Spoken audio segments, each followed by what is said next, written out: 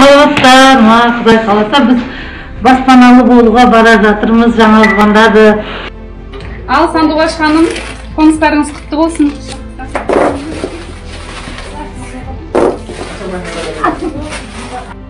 Ал құтты болсын.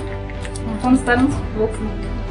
Сіздерге үлкен рахмет, осылай бізді елеп ескермей беріп жатқандарыңызға, бүкіл барша халыққа, сосын Айнұр ханымға үлкен рахмет. Мамамыз түнде жыламайтын болды, бізді ойлап қиналмайтын болды. Үлкен рахмет. Қыздардың да көп қуанып жүр, жүректері жарылып жатыр. Енді айтарға сөзім қалмас, қуаныштымын, енді жеткізе алмаймын, қалай қуанышымды. Тамашана, қонақ күтетін столдарыңыз керемет екен.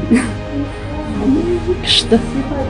Ас бөлмесі. Мен өзі көрген екі бөлме жақсы екен да. Екі қыздар бөліп қойып, қазір бөлмелер болады да әйтеуір.